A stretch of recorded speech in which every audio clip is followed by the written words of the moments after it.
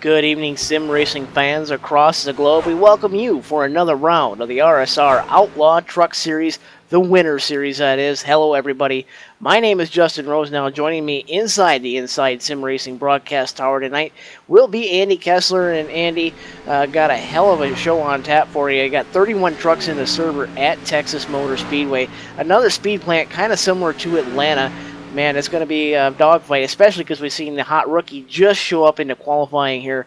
Alex Bergeron just connecting for the first time tonight. Yeah, we just got through with a fantastic race last week at Atlanta. Some pit strategy came into it. A lot of trucks slipping and sliding wide open for a couple of laps. You're going to see the same thing here tonight, and you're going to see a lot of guys. Tire wear is going to come into effect here. Not as much banking at this speedway as Atlanta, but still enough to get these things wound up and around this track pretty quick. So it's going to be another fun one. The trucks 2 weeks in a row. We're going to get some pretty nice action here, and plenty of trucks out there to get plenty of action for everybody all night long. Yeah, a little correction on my end. That was Auto Club last week in the Outlaw Truck Series, and these guys going to tackle the 1.5 mile so-called cookie cutter style racetrack here. Texas, a track with character of right around 24 degrees banking in the corner. Got 125 laps on tap tonight for 188 miles, and Andy, I really have to say, Anthony DeBarro stealing the show once again in qualifying, but last week's winner, Chad Cole, he's right behind him. He's in the second spot so far provisionally with about 7 or so minutes left to go in the qualifying session. Yeah, there's been actually a resurgence of Chad Cole as of late, especially since this Winter Series, both in the B car and in the trucks has happened. Chad's picked up a few wins. He's picked up a bunch of great runs here, and I think, unfortunately, we talked to him that he wasn't going to be able to make every race of both of these seasons, but which is very unfortunate because it's almost been like a resurgence because you look at the RSR career stat totals, the guys at the top of the board as far as all-time wins, and it's great to see him actually back here and racing as much as he is and getting and basically getting right back where he left off and right there in victory lane. So it'll be interesting to see if he can get back up there, maybe take this points lead away, because it's a pretty tight one as we sit right now, only 2 rounds under our belts. Yeah, 2 weeks ago, at Auto Club, Daniel Eberhardt tried to win it on pit strategy, ran out of gas, giving the win to Anthony DeBarro. And Andy, it's really one thing to see, and we're going to bring Monday night versus the guys that run Monday nights that are running tonight on Wednesday nights. Well, Justin, this is kind of a track. We've seen it actually quite a lot lately on LSRTV, just between Icebreaker and also a couple of the other series we covered, like USR. They also came here for a finale. So this and Atlanta are actually kind of similar, but I think the main thing we're looking at tonight is going to be just those temperatures. We're looking at another track temp over 100 degrees. That's a ton of temperature right there as we're seeing qualifying still going, getting ready to wrap that up. But I think really the key here is going to be tonight is to make sure to take care of those tires because it's really hot out there.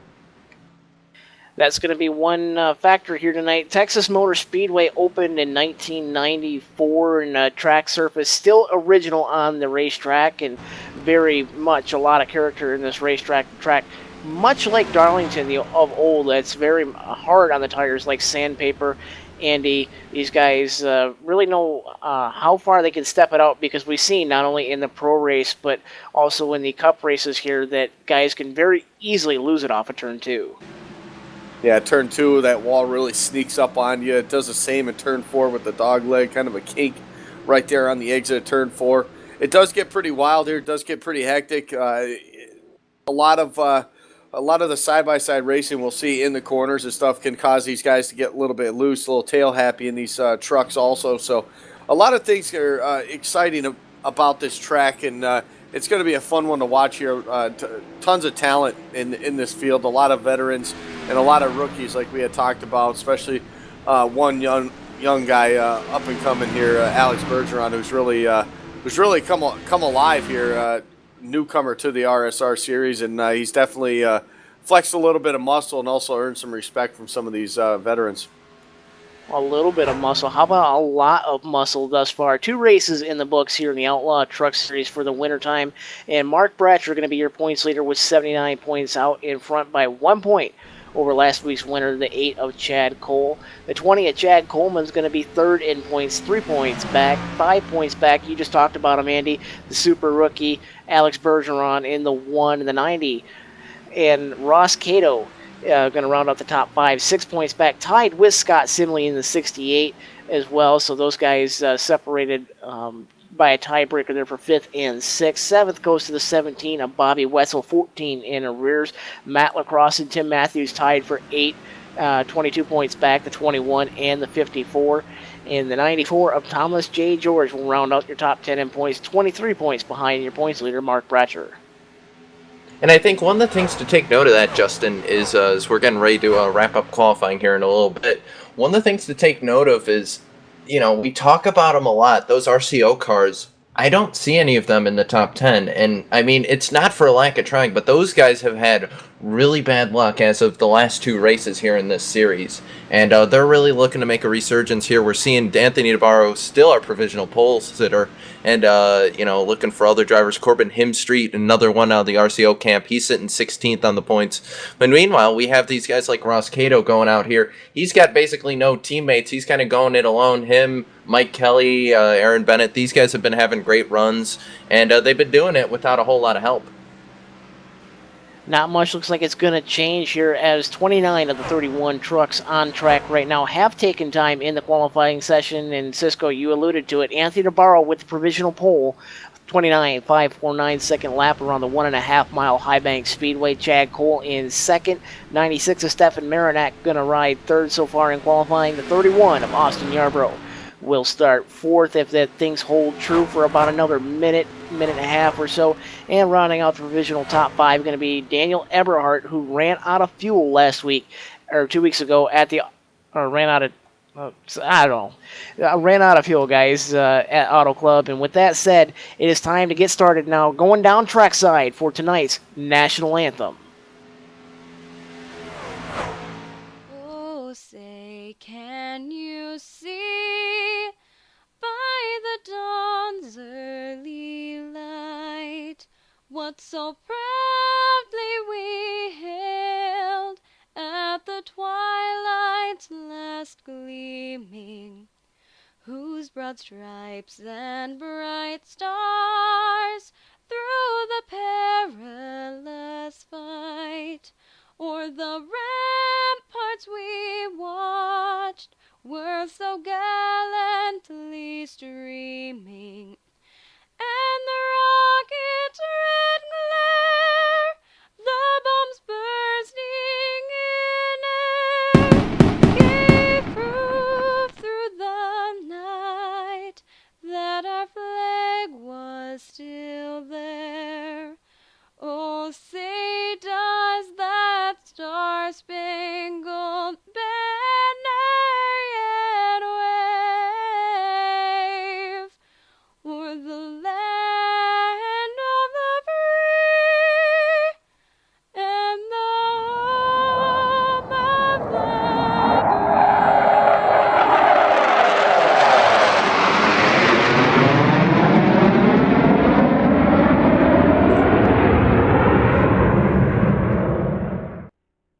Welcome back, everybody. Get ready to go through the starting grid here as they get ready to roll up onto the racetrack. gridding taking place right now. And with the Gary Mercer Trucking Pole Award, going to be the 9 of Anthony DeBarro from Boomtown. Simmons starting at his outside on the front row. The 8, the Sears diehard Chevrolet, that's the 8 of Chad Cole. Row number 2 on the inside in that third spot is the 96 of Stefan Marinak. And to his outside, another rookie to the series. In the 31, it's Austin Yarborough. Daniel Eberhardt's going to make up row 3, and to his outside in the number 4 car, that's CJ Levere. Inside, row number 4, the 7th spot, the 54 of Tim Matthews starting at his outside, the 33 of Aaron Bennett in 8th. Row number 5 on the inside, the 87 of Justin Michael will start 9th. And to his outside, the 21 of Matt Lacrosse.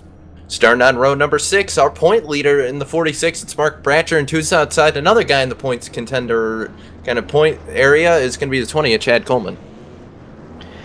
Inside, row number 7, in the 13th spot, going to be the 1 of Alex Bergeron, the 94 of Thomas J. George rounds out the top 14 or so. He's going to start 14th.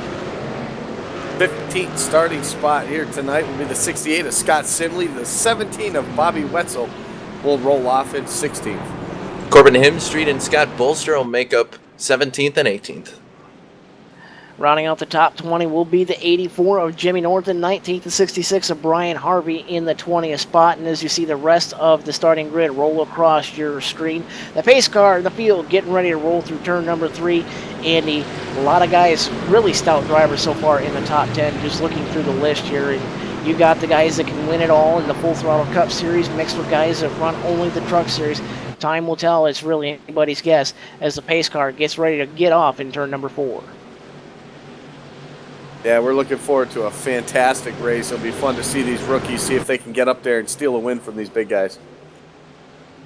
Pace car gets ready to dive to the safety of pit road. Field in the hands of Anthony DeBarro, the American Ethanol. Green flag waving in the air. We are underway for 188 miles here at the Texas Motor Speedway, the Great American Speedway. Anthony DeBarro gets the early jump now into turn number 1. Chad Cole hung on the outside by the 31 and the 96 of Stefan Marinak. Chad Cole already moving back to 4 spot from his outside front row starting spot. Yarborough looking to the inside of the 96 of Stefan Marinak. Is Marinak going to shut the door on him? Marinak going to try to make a charge up towards the front in the top 5 or so single file. First battle on track right now going to be the 89 of Daniel Eberhardt and the 33 of Aaron Bennett. Eberhardt making a smooth charge right now. A rough start for Chad Cole has brought him all the way back to that 4th spot after starting outside of that front row. He's going to try to get some ground made up. He really chalked up the top line there, and it almost looked like some contact was made with Austin Yarborough on that early bit of run right now as Chad Cole continues to lose positions. Now to the inside is Daniel Eberhardt. He's going to have that position at the start-finish line as they still battle side-by-side into turn 1. Side-by-side battle going to be won by the 8 of Chad Cole. Lost by the 8 of Chad Cole. Moved the 89 of Eberhardt up another spot into 4th as the field gets ready to make another circuit. Just 3 laps going into the books next time by a top 10 single file a little bit further back. First battle on track that's going to be fought for right now will be the 20 of Chad Coleman. The 1 of Alex Bergeron starting to make his way through the field along with the 68 of Scott Simley as well in that battle as well. The 46 Mark Bratcher, your points leader, also right around that 13th or so spot as Coleman slides back through the field. Most everybody single file on track already, Cisco. And I think really what Coleman's trying to do, he's run a little bit higher line than some of these other guys, and you see he takes the bottom right there. But I'm looking at people like Bobby Wetzel and also the 84 Jimmy North. These guys are kind of running up towards upper part of the track. So I think they're trying to save a little bit of tires. We're also seeing that out of the 4 of Levere. Maybe trying to arc it in a little bit more, save those tires, have some a little later. But another battle we're seeing on the track right now back there at about 17th, there's a big kind of gaggle of cars being led by the 41 of Corbin Himstreet. The 84 Jimmy North's right behind him, and going to the inside right now is Brian Harvey in that 66. He's going to take a look to the inside. The Cobalt Tools Chevrolet right there. He's going to get a nose in there as they come across the start-finish line. The 84 of Jimmy North also involved in that battle. The 66 of Brian Harvey almost makes door-to-door contact with the truck of Jimmy North, and those guys get it settled down a little bit. Side by side, so through turns number 1 and 2 and onto the back straightaway. This race raging on for the 18th spot on the racetrack as they run right now. Harvey still down on the bottom. Jimmy North up top. You got a swap back up front again. That's the 89 of Daniel Eberhardt. Took away the 3rd spot from Austin Yarbrough. Now he's beaten all over the back bumper, the 96 of Stefan Marinak now as they work through turns number 1 and 2. Andy, this is going to be a battle to watch here in the next lap or two. That absolutely is. It's been a battle to watch all season long so far for the 89 of Daniel Eberhardt. Trying to make for a name for himself here in the Winter Series at RSR, trying to get himself a ride into the Full Throttle Cup Series when that gets back underway in February. But he's been doing a great job in both the Icebreaker Series and here in the Outlaw Truck. Really trying to just set out and show these guys he can race and show it. And he's done just that, running up front week after week. Real clean driving, giving a lot of guys room, a lot of respect out there on the racetrack. And I think things are good for the future of that 89. Daniel Eberhardt right now is he's actually going to be battling for the lead here shortly as he starts to come off turn number 4. Just about 3 truck lengths now separate him in first place of Anthony DeBarro. As Eberhardt tries to punch his chicken into the Full Throttle Cup Series, the 31 of Austin Yarbrough. He's working to the inside of Marinak right now for 3rd, and Yarbrough going to take it away as they work up onto the backstretch. Yarbrough now back up into the 3rd spot. Chad Cole holding tough right now in the 5th spot, but he's got a lot of pressure from the 54 and the 33, who both just passed him here in the last lap or so. Scoring not updated on my monitor just yet, but going to be the 33 of Aaron Bennett going to take over that 5th spot. The 6th spot goes to the 54 of Tim Matthews. The 4 of CJ Lavera. He's got these guys within sight, but he's starting to fall out of the top 8 right now, or top 7 on the racetrack as they run right now. 2.8 seconds the gap between Anthony Navarro and the 9th place runner of Matt Lacrosse. He's got himself a quiet race thus far. Started 10th, moved up 1 spot, and he's just hanging there trying to bide his time. He's no stranger to doing well, Cisco, in the Truck Series, let alone the odd event in the Full Throttle Cup Series. Yeah, and right now we're taking a look at the battle right now between the 94 truck of Thomas George, and that's the 46 of Mark Bradshaw, our points leader. They're kind of going at it right now. George's going to drop to the inside in that Napa Auto Parts Chevy. He's going to take a look there. Going to try and clear the 46. No contact! They hit off the 2. Big wreck right there. The 68's involved. He's over on his lid. Caution is out. Oh, man, this is a big one. Big wreck on the racetrack. Several trucks involved, and they're still wrecking on the back straightaway. I'm counting roughly 10 trucks involved in that, and that's going to be the first caution of the night on lap 11. Replay going up on your screen as you see it. You're going to see the race that happened between the 94 of Thomas George, and I do believe that was going to be the 46 of Mark Bradshaw, your points leader, and 10th place in points. Takes out the 68 as well. That's Scott Simley, who did a barrel roller 5. The 17 of Bobby Wetzel. The 41 of Corbin Hemstreet is well involved in that. Several other trucks. I believe the 84 of Jimmy North got a piece of that as well. And Cisco, I really think you have a better look on that. What's the points implications thus far from the wreck? Well, basically, we're looking right now. That was our points leader, our 6th in points, and our 7th in points, which our 6th and 7th, they were only 6 and 14 back from the leader. So that basically is going to put Chad Cole as our provisional points leader as we run right now. But we'll have to see if things change, and we know that's basically Chad's in the same situation he was at Indianapolis on Monday. It's basically the same deal. He's going to inherit the points lead there, but looking right now, here come all our leaders. They're going to head down to pit. They're heading down pit road, probably to take 4 tires here, I would guess. Tires at a premium here, roughly 30 laps or so on tires for a run. Fuel can go a little bit longer than that. Anthony Navarro, your pole sitter, going to make his way into his pit box. Right side's going up on that machine and getting Goodyear tires slapped on the side of that race truck, and now around to the left side they go. Left side's up. One guy taking 2 tires. That's going to be the 17 of Bobby Wetzel. Maybe a drive-through just for him. He had a little bit of damage here. It got down to the inside wall there. I'm hearing it is a drive-through. Second off of pit road. How about the race off of pit road for the 31 of Austin Yarbrough? Yeah, 3-way battle right there, side by side for 3 wide coming off of pit road. A great job by Austin Yarbrough and his crew. Get himself off in that second position there. So a good start for him, or a good, I should say, a good pit stop for him, getting himself out in front of those other guys like Daniel Eberhardt, who ended up coming out, it looks like, in the 4th spot there. So not too bad of a spot, but Stefan Marinak, also their team, doing a great job coming out 3rd off the track. So a good job by all those guys, the top guys. Anthony DeBarro, though, still going to continue to be your leader here on lap number 13. As we get an updated scoring loop here as the field crosses the start-finish line, Cisco, 2 tires not really an option here at this racetrack, I assume, correct?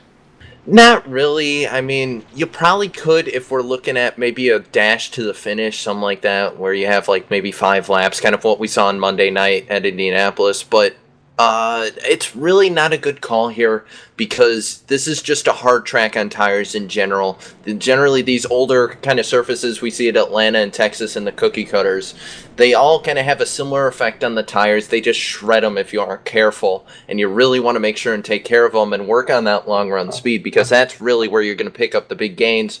I mean, we can go all the way back to the Pro Series. When they went to Atlanta, we remember seeing Adam Gilliland. He basically took 4 tires right there and basically just put clinics on the field. It looked like he had about 200 more horsepower than everyone else. But that's the key here, is just going to be that tire wear. Going to take a moment and go through the top 10 as they run on the racetrack here. Now, I'm going to run through the top 5 first and make some little notes here. Everybody in the top 5 started in the top 5. Anthony DeBarro, your leader right now, has led every lap thus far. Going to be 14 laps in the books this time by, led all 14. The 31 at Austin Yarborough started 4th. He runs 2nd. The 96 of Stefan Marinak going to be shown 3rd. The 89 of Daniel Eberhardt goes from 2nd to 4th there in that exchange of pit stops. And rounding out the top 5 going to be the 8 of Chad Cole. Yeah, running 6th right now currently is that 54 of Tim Matthews. Aaron Bennett is in the 7th spot, up a couple spots since the start of the race. The 21 of Matt Lacrosse slowly working his way up front. He's going to restart 8th. Working his way 3 spots up himself, the number 20 of Chad Coleman. He's going to restart 9th. And rounding out the top 10 here is the 87 of Justin Michael. Top 10 being shown to you, brought to you by hippiespaintshop.com, and go get your paints from Hippie's Paint Shop, one of the best painters I've seen in all the iRacing service. And Cisco, these guys got their first little breather away. You know, these guys figured out what their trucks can and can't do. Do you think we can see a little bit more action here as these guys try to fight for all it's worth, trying to get themselves every spot thus far here in the early going? You got to remember, Justin, we're only 15 laps into this thing, still a long way to go. But lights are off on the iRacing First Mustang pace car. It's going to pull to pit road. Looking for the restart box right now. Looks like DeBarro's going to stack up the field. There he goes on the loud pedal. Green flag back in the air. We're back racing here in Texas. Stole my phrase, Cisco. These guys on the loud pedal. Green flag back in the air. The American ethanol green flag, that is. If it's good enough for NASCAR, it's good enough for your car. Fueled by corn. And these guys getting up through the gearbox, all the way up into 4th gear now, onto the back straightaway. DeBarro with the advantage, Marinak, Eberhardt, and it's the first battle on the racetrack, the 54 of Tim Matthews. He's going to work to the outside, trying to use that momentum around the outside to get around the 8 of Chad Cole. Not going to quite get it done. Can he get it done at the stripe? Yes, by a nose, but the 8 of Chad Cole is there, and he's got a line of trucks right behind him. Matthews looks to be in a precarious position there on the outside as the field goes through turn 2. Yeah, it's almost like a short track here. You get on that outside, you're really trying to fight to get to the bottom. Seeing that for the first 3, 4, 5 laps, these guys can really hold the thing wide open, just maybe burp the throttle right on the entry of the corner, just to keep it down on that white line. But that outside line, for a few laps, he's going to be able to hang tough. But he's starting to slip back a little bit. The problem is there's just no room for him to get down in behind a Chad Cole because there's a line of trucks there. Right now, the 33 of Aaron Bennett, he's now looking to the inside of Matthews as they exit turn number 2. Right behind them, it's the 21 of Matt Lacrosse, still trying to make up some ground here in the early going. One guy moving all the way up through the pack thus far. Got a couple of guys started outside the top 20 up to 12th, 13th, and 14th respectively. The 24 of Mike Kelly, the 45 of Mike Montezi, and the 23 of TJ Kelly. 21st, 25th, 24th on their starting spots thus far, running 12th, 13th, and 14th thus far, biding their time, working through the accident that's already happened thus far in the early going. These guys looking to be strong, maybe kind of catch some of these grizzled veterans off guard a bit as the field now goes through turn number 3. Swap for position on the racetrack, the 89 of Daniel Eberhardt. Going to go through on the inside of the 96 of Stefan Marinak from the Wolfpack. Glad to see him back on the racetrack this season. We missed him there in the latter stages of the Full Throttle Cup Series. An entertaining driver on the track nonetheless, and holding strong thus far in the top 4. But Eberhardt back on that mission. He was second when the caution flag flew on lap 11, and sets his sights on the 31 of Yarbrough as he's looking to the inside now in turn 3. Yeah, Eberhardt in that Cornerstone Church Chevrolet, he's really to the back bumper of the 31 of Yarbrough. And Yarbrough, he's been bridesmaid a couple, quite a few times actually here in the last couple of weeks here. Just hasn't been able to get it done, but looks like Eberhardt's going to make the move on the 31. Maybe Yarbrough gave him a little bit to try and get the crossover a little bit. Yarbrough could have bumped the 89 as they come on at 2. A little bit rough racing right there, but Eberhardt's on a mission. He's looking for that back bumper in the lead right now, and that's Anthony. He's going to have to go through Anthony DeBarro if he wants it. That's a long and tall order for anybody lately here in the Truck Series, and DeBarro coincidentally got his first real sim racing win in a Truck Series race, the Outlaw Truck Series last season in the springtime when he held off Jeff Ward at Charlotte, another 1.5 mile racetrack that's very similar to the other couple that are on the schedule. And DeBarro, no stranger to doing well on intermediate tracks. He really is the guy to beat lately, especially when it comes to truck racing on a 1.5 mile oval. Eberhardt looks to be showing strong, and he's closing that gap early, but you have to wonder, Andy, how much longer can he hold off the tires before just using them off? Yeah, he was faster even in that first run and actually catching him. And right before that caution, he was about maybe half a truck length from getting right up on the bumper of DeBarro's. It looked like DeBarro was real close right there on turn number 2, almost getting that truck in the wall right there. If he didn't grace it, it was awfully close. But here comes Eberhardt now, really closing that gap. 1 truck length now off of turn number 4. He's got the speed. He's been faster the last couple of laps. So Eberhardt really trying to get up to the front and lead some more laps like he's done all season so far. That he has, and that gap now 1 truck length on the racetrack and closing as Eberhardt looks to run a little bit lower line. I'm seeing on a turn number 2, about a half a truck length. Ooh, 1 truck down on the apron. Going to get the number for you on that in a moment, but big trouble almost there, a little bit further back. And wow, man, whoever that was almost bought the farm, Cisco. Yeah, I didn't quite catch the number of that. We'll get back to that in a moment. Right now, another battle on the track is going to be around that 6th position. Tim Matthews just got to the inside air, and Bennett's stuck on the outside now, and he's basically down the sucker hole right now. As here goes the 21 in Lacrosse, and it looks like Coleman wants to get involved with that as well. Coleman going to pull up to the back bumper. Bennett going to block the inside line. He doesn't want another truck going through there right now. But Coleman has gotten right back to the back bumper of that 33. And we talk about momentum on these 1.5 miles. And it's really, once you start running side by side with some of these guys, that can change the whole face of kind of where you're sitting in these packs, because you lose so much time going side by side. It slows the truck down, it burns your tires, and it basically lets that guy behind you catch right back up to you. Battle on for the top spot. Eberhardt looking to the inside of DeBarro. DeBarro just going to let him go. He wisely backs out of it, lets Eberhardt gain the lead out of turn number 4. He's going to settle into the 2nd spot because, as you've seen there, as those two were battling for the lead, the 31 of Yarbrough has closed the gap now inside 4/10 of a second. Oh, and big shot by the 9 of DeBarro at the end of the front straightaway going into turn number 1. I don't know if that was intentional or not, or the draft grabbed a hold of that Chevrolet and really pushed it right up into the back of the 89 of Daniel Eberhardt. Also here in the 72 of David Camara just had big issues, Andy. Yeah, he was going into turn number 3, and looks like the number 5 just got a good run there. That's Christopher Gore. Got into the back bumper, and Camara did a great job of saving that thing, avoiding the commitment cone on pit road and staying straight through the grass there.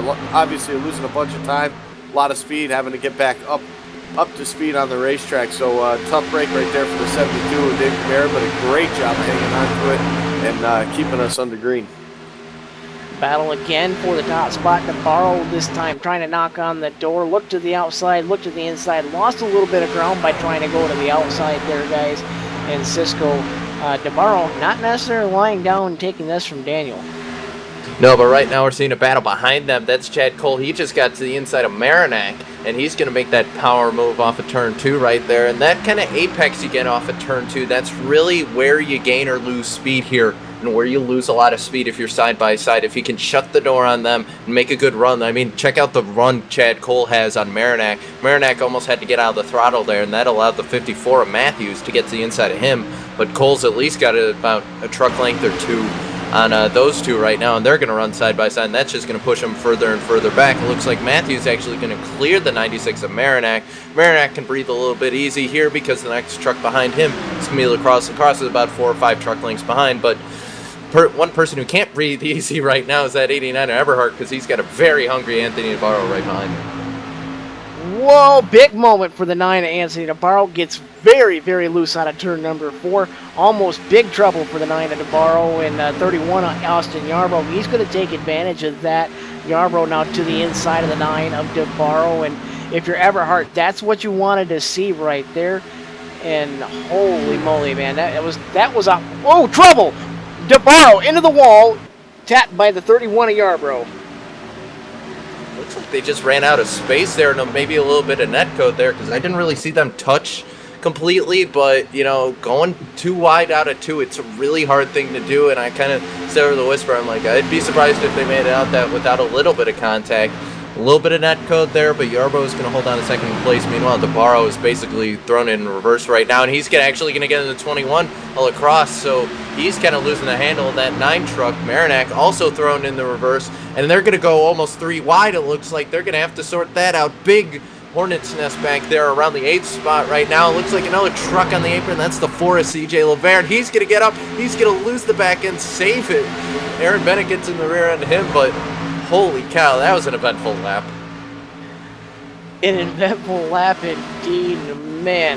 Laverne, save of the race thus far. Good hands, I would say, on that driver right there. He had that truck dead to right, just about ready to cream that outside wall, and somehow or another gathered it back in and gets it back moving, although just outside the top 10. He's going to be sitting around 12th to 13th, depending on if Brian Harvey can get him at the stripe. He actually did, so the 23 at TJ Kelly. So move the 4 Lavera back from about 7th or 8th all the way back to the 14th spot on the racetrack. Yeah, a couple guys having some problems, touching the apron, getting a little loose, and it looks like that's part of the 9's problem too. He got into the apron a couple laps before he gave up the lead. I think he made the tires a little bit angry right there, and it's tough to actually get them cooled back down to get some grip back into them. So maybe struggling a little bit right now, hoping for a caution. There it is, caution on the speedway right now. Hearing it's going to be the 72 of David Camara, the 13 of Travis Burks is well involved on that. And that's our second caution right there on lap number 34. And replay going up on your screen, and you're going to see the 72 of David Camara just lose it and collect a couple of other trucks. That's going to be the 68 of Scott Simley, also getting a piece of that. He was involved in the first wreck on lap 11 in an unfortunate event. He gets that truck fixed just to get it collected again by the 13 and the 72 of David Camara, again putting us underneath the Service Master Clean yellow flag, number 2 of the night here on lap number 34. And I bet you we're going to see a host of drivers coming to pit road this time. Oh yeah, I think pit road's tires gonna are be the premium busy, here. Cisco. It's gonna be crazy. Yeah, sorry to jump on you there, Andy. No, you're my fine. bad. No, you take it. No, you take it. Go No, ahead. you take it. All One right, guy I I'll wanna take watch it, here, though, gentlemen. on this pit stop, though, guys, is the number 8 of Chad Cole. Kind of fell back a little bit there, but as this run kept going on, he started making up a lot of ground and found himself in the second spot here when they come down pit road. So Chad Cole, obviously, and he overshot his pit stall, so that's not going to help him at all. That might help Eberhardt, obviously, and maybe the 31 of Yarborough as they exit pit road this time. But lots of changes going on, a lot of bent sheet metal already in this race. Pretty good battle off pit road. Eberhardt looks like he's going to win it by a nose there over the 54 of Tim Matthews. A good stop by that crew in the 54. Good stop by the 31 of Yarborough, climbs back up into the top 3 with that pit stop. And how about the 20 of Chad Coleman? He, was silently working his way up through the field, and with that wreck on lap 11, got up into the top 10. And with that wreck right there, about wanted to be another big one right there with the 9 of Anthony Navarro and 31 of Yarborough. He's now going to ride at the back end of the top 5 at either 4th or 5th or so on the racetrack, and several guys starting to make their way through the field. How about the 24 of Mike Kelly, guys? 21st to 7th so far on the last scoring loop. Next time by on the front straightaway, he might actually be up near the top 5. Yeah, that's an impressive thing to do here at Texas. It's kind of a more narrow, it's probably one of the more narrow mile and a halfs we go to, and especially kind of with turn 2 the way it is, it's kind of hard to make up that many places, but he's done a great job, done a lot of wreck avoidance. He's up to 8th right now, and he's just, that truck looks really clean, that Exalta Chevrolet, and he's looks like he's good to go right now, and I think we should look for him in the top 5 before too long. With that said, it's time for our first commercial break of the night. Time to pay the bills, folks. We'll be back right after this. You're watching LSR TV, the voice of sim racing. Once its sights are set, nothing can stop the ferocious lion from capturing its prey. Relying on keen senses, lions search patiently before striking with alarming speed. Wait for it. Gotcha, Mr. Piece of Rubbish. He is truly the master of his environment. Do good, be a lion. What it looks like, being the best, what it looks like to be a cut up of the... Our research shows drivers won a league with no cheating, kids wrecking me, admin favoritism, multiple fast repairs, intentional wrecks. Drivers we interviewed also won a league with clean competitive racing, clear-cut rules, enjoys having all the drivers, a full field of drivers, end-of-year cash purse, follows the rules on a constant basis. At Domino's TYJ Racing, we listened to the drivers and created a league with high integrity and professionalism, just like Domino's Pizza has maintained for the last 55 years.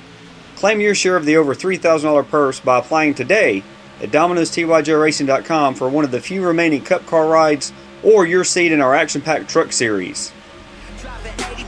Yo, I dropped the 88. Ricky Bobby, shake and bake, sleeping on it, should've stayed awake, huh?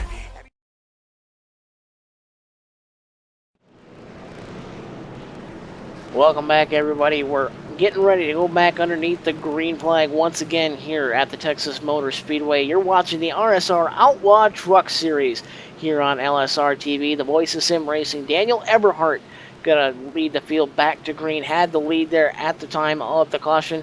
Gonna come off pit road first with 4 fresh Goodyear Wrangler tires on his race truck as the pace car gets ready to dive to the safety of pit road once again. And the American Ethanol green flag waves over the field for the 3rd time tonight. And Eberhardt gonna get a really good jump to 31 of Yarborough.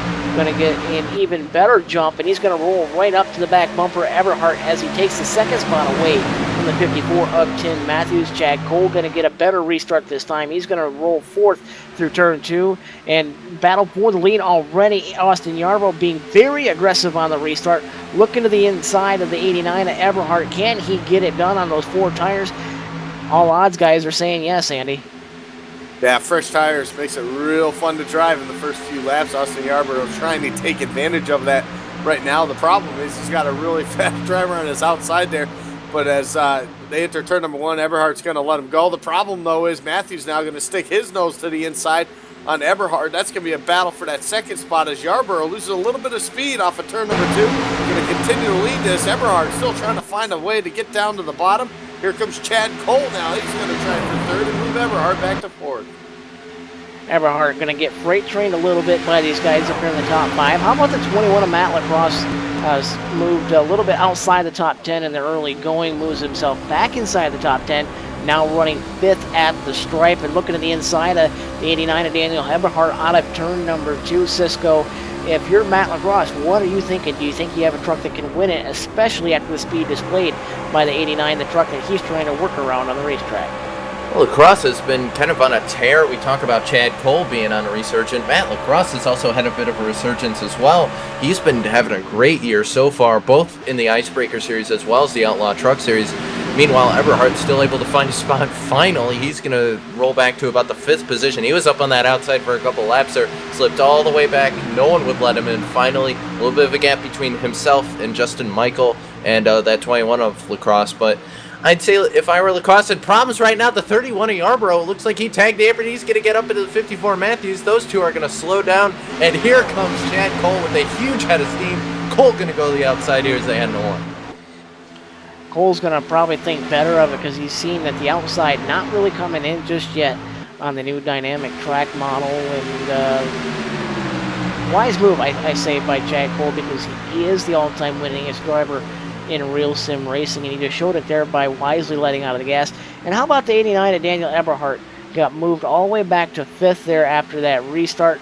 Just moved back around the 21 of Matt Lacrosse to get himself back into the 4th spot and got his sights set on the 8 of Chad Cole. And Yarborough still trying to hold tough on the outside of the 54 of Tim Matthews for the lead, and Matthews all the way down to the white line. And Yarborough, to his credit, he's really kind of pinched him down a little bit there on a turn 2. He's doing the same again in turn 3, and he just flat drives around the outside of Matthews to shut the door on him.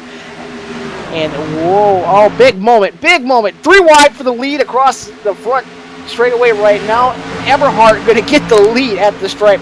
What a move by Eberhardt. That all started by the 31 of Yarborough getting loose, Andy.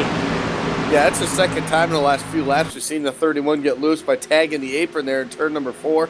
Not something you want to do, especially up in the front of the pack there, in front of all these guys that are swarming to get up there for the lead. You look at this battle, really, you got about 10 trucks all within like a nose of each other of getting up here and battling for all these top 10 positions right now. So a pretty diverse field right now, and they're all bunched up together, and all that's pretty much caused probably a couple times that Yarborough has had to check up the field there, getting it out of turn number 4 when he's touched the apron. So Eberhardt, a guy who slipped back to 5th, and 3 laps later, he's a leader by 4 truck lengths now into turn 3. Yeah, what a turn of fortunes for the 89 of Eberhardt. This is where he's wanted to be all season long, really kind of asserting himself as a dominant truck driver. And how about a reversal of fortune, Cisco? Anthony Apollo, your pole sitter, led the first 14 or so, 15 or so laps, and maybe another 5 or 6 beyond that before Eberhardt got around him. But started first, runs 23rd, 1 lap down after making an ill-advised pit stop. Tough luck for the number 9. Yeah, that truck's not looking healthy right now. But right now we get a battle for the second right now. Looks like Yarborough's going to dive the inside of Matthews. I don't think Yarborough's too happy with that 54 truck. Was dogging him a little bit those last couple laps. Finally gets the inside of him. Going to roll up, pinch him up to the top of the track there, and then going to get a good run into the corner. Matthews going to drop in behind him. But Andy, you were starting to make a point there before I started going on that one. Yeah, I was just making something happen with the 9 at the Barrow on the restart. He was given a black flag for passing under the yellow flag. Apparently a slower car or something like that he did not make it back up to him. So iRacing gave him a black flag under league rules, unable to clear that for him. So he had to do a drive-through penalty down pit road. So that's why he's down to 1 lap so far. Kind of the way she goes sometimes. And how about the 89er Eberhardt just driving away from the field, folks? 3/4 of a second now, the gap between Eberhardt and the 54 of Matthews. Swap for 3rd position taking place right now. The 21 of Matt Lacrosse working to the inside of the 31 of Yarborough, trying to bring along the 8 of Chad Cole and the 20 of Chad Coleman as well. These guys all in the top 5, top 6 trucks on the racetrack, really trying to throw them all underneath the blanket. And whoa, big squeeze by the 31 of Yarborough, just shut the door on the 21 of Matt Lacrosse. And if I'm Matt Lacrosse, I'm not happy about that. No, and Yarborough's been driving very aggressively, and we've seen kind of, he's hit the apron a couple times. I think what he needs to do right now is sit back for a little bit. We're only 50 laps in. We still got plenty of race to go. I think about 75 laps until the end of this thing. So, I mean, he just needs to sit back and cruise for a while, because really this aggressiveness is what's cost him, being up front. He's been up front so much in both these series we covered on RSR. and he, it just hasn't worked out. Sometimes a freak accident like what we saw at Atlanta in the Icebreaker series, or just, wrong place, wrong time like Talladega. So what he needs right now is just sit back in third, just cruise for a while, save his stuff, because we know he's fast, we know he can get up there and contend, but I think right now he just needs to cruise, save his stuff, and maybe go after that 89 maybe later in the run here. But one thing I'm starting to notice, Justin, is we're starting to see that outside line start to work. We saw Coleman go to the outside. We saw Yarborough go to the outside. Both of those guys were able to make it work. I think the rubber's starting to get set on the bottom, or maybe people are starting to find a little bit of speed. We're seeing Yarborough get loose out of 4. He's able to save it, but Lacrosse pulls in, going to dive inside of him as we come across the start-finish line. But Yarborough got loose again there. That's been the story thus far on this run, especially. Yarborough been very, very loose. Maybe a bad set of tires on that race truck, and the 21 of Matt Lacrosse going to make himself solidly up into the third spot. Although the 31 of Yarborough holding tough around the outside of the 8 of Chad Cole. Chad Coleman there and sniffing, trying to knock on the door, see what he can get. And the 33 of Aaron Bennett started 8th, up to 7th, been up a little higher at times. He's sniffing on that door as well as Yarborough shuts the door on Bennett, and the 24 of Mike Kelly, 21st to 8th for him, and Justin Michael in the 87. He's lingering on the outside of that battle as well, and doing very well, I might add, to try to hold on to that spot. And big save, I heard. What was that, Cisco? Yeah, the 31 there, he got kind of loose out of 2, was driving in really hard to get in front of Bennett, and meanwhile there were 2 wide right in front of him. And this big gaggle of cars, they've still been fighting. Yarborough going to block the 33 of Bennett. Bennett going to go all the way to that bottom side, going to cut the grass a little bit. Yarborough driving very aggressively, now gets into the wall. He's going to go drop back behind those guys now and might fall into the clutches here at the 66 of Harvey. But Yarborough's just been so loose here and so aggressive. I think he's starting to pay the price now. Those tires are starting to fall away. Yeah, that's what you're seeing there on that 31 truck, as he's starting to use him up a little bit. He's kind of been going full cold trickle on the racetrack at the moment, and going to pay the price on that Toyota Tundra. And how about the guys that are running 10th, 11th, and 12th? The 66 of Brian Harvey, the 23 of TJ Kelly, and you're seeing that swap for position for 11th. The 90 of Ross Cato, he's up in the top 10 in points, and he's doing very well, I might add, in this race. Started 23rd, now up to 11th when he comes back around to the start-finish line, if he can take the position away from Kelly. And Harvey, they're sniffing on the back door now of Yarborough, who's been very aggressive thus far. He's going to want a caution flag as we start to approach the halfway mark of the race, guys. Some of these guys from the 20s on back starting to waste their way up to the top 10 or so. But it really, at this point, it's all Daniel Eberhardt, but his tires may be starting to fade because Tim Matthews has driven about a half a second out of that lead, Andy. Yeah, he is. Eberhardt's been known for that. He likes to really drive the thing hard while he's got the fresh tires, and for him, it typically works. By the time he gets, the next guy, by the time Tim gets up to the back bumper, it's going to be about that time you're going to see green flag pit stops go. So a lot of guys like to save their tires first 5-10 laps or so, and then really have something to come on with on the long runs. Other guys like to just drive it for all it's worth, and Eberhardt's one of those guys. He's likes to drive hard, likes to drive fast, wants to get anything and everything he can out of that truck on every single lap. He doesn't care if it wears his tires out early or not. He by then he's got a pretty substantial lead, and that's exactly what he's doing here right now, as Tim Matthews still continuing to ever so slightly chip in the lead. He lost a little bit of time that lap, but now the leaders are going to actually have to start working their way through some lap traffic here. First up on the list right now off of turn number 2, that's a 68 machine involved in the accident with the 72 of David Camara not too long ago. Right now, that's Scott Simley. He's going to pull to the side, leader on by right now. He's been involved in the 2 cautions that have been displayed on the racetrack tonight. First on lap 11, and then again on lap 42 or so, give or take, for the 68 assembly. And these laps down on the racetrack is no issue for the 54 Tim Matthews either. That gap roughly around 0.4 of a second right now between the 89 and the 54 as we're getting ready to come up to the halfway lap here in just a couple of laps. Cisco, really, it's been the 89 and 54 here post caution flag number 2. Yeah, absolutely. I think so. We've seen kind of who really can make this truck work on a longer sort of run. It's definitely been that 89, the 54.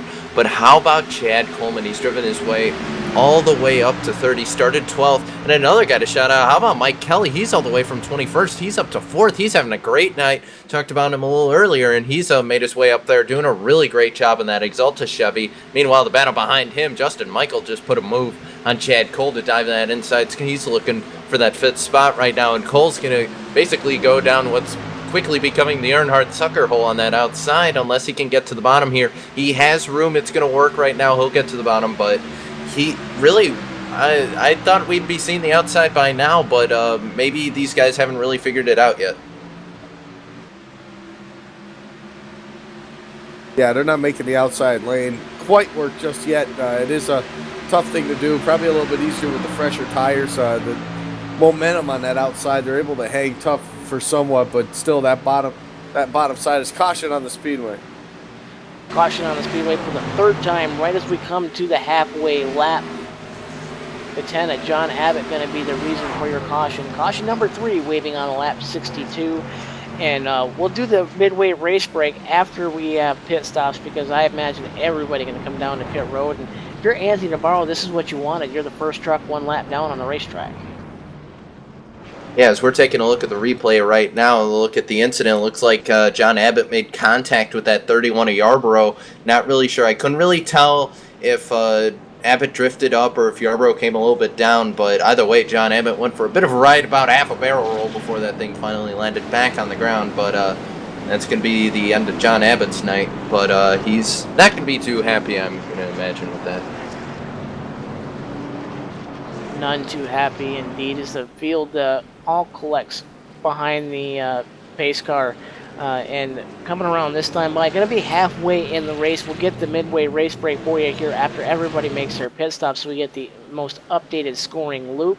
And as we say that, everybody hits pit road. That's on the lead lap right now. Eberhard out front, Matthews in second, Coleman. He's going to be the 3 trucks we're going to watch here as the 89 of Eberhard comes to his pit box, Andy, and he really needs a solid stop if he wants to stay out front.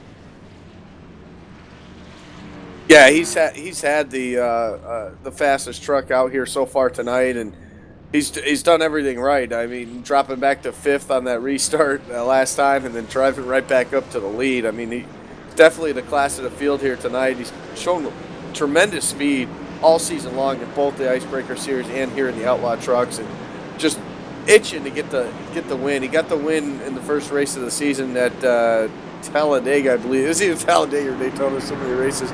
But he was able to get that win in the first race of the season, and since then led tons and tons of laps. Just can't close the deal. So he's thinking of it tonight. He just wants to close the deal, get the win in the trucks. Cisco, here's a name we haven't seen much of tonight, aside from just stalking inside the top 10. Now scored in the top 5, and see where he recollects here once the scoring loop comes up to date. The 87 of Justin Michael, he looks to be poised for maybe a good finish when he could really use one to kind of get himself up into the points battle.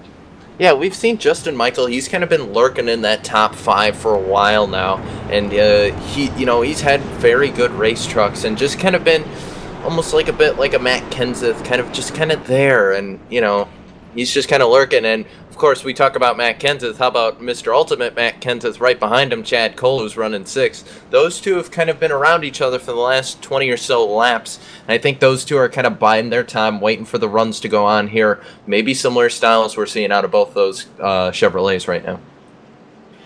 Very interesting thing, and note your lucky dog truck of the race thus far, the 9 of Anthony Navarro. He finds himself on the lead lap once again, and now that everybody's cycled through as far as the lead lap trucks go, it's going to be time for your iRacing.com midway race break, and going to be brought to you again by iRacing.com, the leader in motorsport simulations and the official sim racing partner of NASCAR.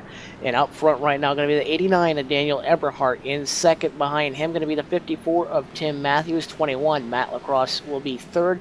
20 of Chad Coleman, he'll restart fourth. The 5th spot goes to the 87 of Justin Michael. 8th going to the 8 of Chad Cole, 6th going to the 8 of Chad Cole. 33 of Aaron Bennett, he'll restart 7th. 8th goes to the 66 of Brian Harvey. 9th to the 90 of Ross Cato. 23, TJ Kelly, he'll round out your top 10, Andy. Yeah, running 11th right now is the 96 machinist Stefan Marinac. Mike Montesi up 13 spots. He's going to restart 12th. 13th, CJ LeVere. Jimmy North is in that 14th spot. 15th is Scott Bolster. Christopher Gore is 16th. 17th right now is the 31 Austin Yarborough. 18th is Thomas J. George. Anthony DeBarro got his lap back. He's in 19th. And rounding out the top 20 right now is the 24, Mike Kelly. Bobby Wetzel is going to restart 21st, and then that's the last of your trucks on the lead lap. 22nd, John Abbott, 2 laps down. Mark Bratcher, 5 laps down. Kevin Linden, 9 laps down. Scott Simley, 27 laps down. And after those, I believe trucks have disconnected. Dave Camara, Travis Burks, John Earlers, Alex Bergeron, Corbin Himstreet, and Sean Haverly. That makes up your field right there. That was the iRacing.com Midway race break. And for more information on the wide variety of racing possibilities on the web, visit iRacing.com to sign up today.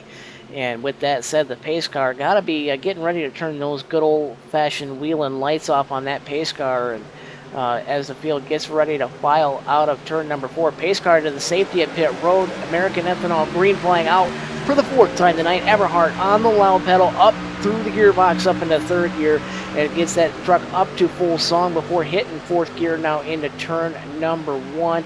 The Matthews machine, the 54, trying to hold off the 21 of Matt Lacrosse.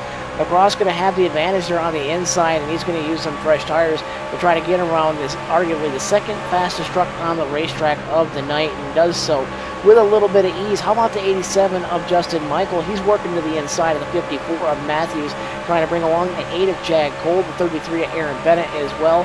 And how about the 20 of Chad Coleman holding tough there on the high side for about 5th? Yeah, those guys, pretty good job right there. Big shout out to Matt Lacrosse. Doing it very quietly, very methodically, all the way up to that 2nd spot now. The same goes for Justin Michael right behind him. A pretty good battle, though, right behind them. Tim Matthews on the outside right now. Cole trying to make it work on the bottom side. Still side by side off turn number 4. The 33 of Aaron Bennett looks on from behind. A man possessed on the restart. Anthony DeBarro started end of the longest line on the racetrack. He's already up to the 13th spot on the racetrack. You want to talk about a driver that's possessed to show what he had earlier in the race. Well, he's certainly trying to show what he's got to get around the 31 of Austin Yarborough and CJ LeVere. Both those guys, stout drivers in their own right, as Yarborough looks to the inside of LeVere, and LeVere's going to shut the door on him. Battle for 2nd up ahead. Justin Michael in the 87, going to get a caution on the speedway. Right, big wreck behind them. 31 of Yarborough and the 9 of DeBarro. Main spark of that, Cisco. You seen it? Yeah, looks like what happened. Yarborough tagged the apron again there, tried to save the truck, got up into the 9 of DeBarro. DeBarro got tight into the wall, came back down into Yarborough. Big chunk right there. And DeBarro went for one heck of a ride, and he's not a happy camper right now. Replay up on your screen, you're going to see what caused the I do believe the 4th caution flag of the night. A little bit of yellow fever here in the middle stages of the race, and if you're Anthony DeBarro, it's really the RCO Boomtown luck of the draw this season in the Outlaw Truck Series Winter Series. It's going to be all or nothing, and in this case, a whole lot of nothing, as Corbin Hemstreet has disconnected and a lot of damage on that number 9 Boomtown Sim truck. And man, no luck for the driver of that number 9, Andy.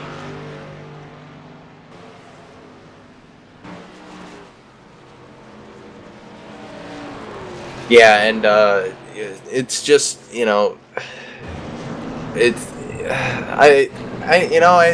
I've looked and I've been seeing the same truck involved in like 3 of these cautions here, and I am starting to wonder. But right now it's going to be interesting here. A little bit of pit strategy, Justin, is do you think anyone will come down? Any of our leaders? I guess we're going to find out here.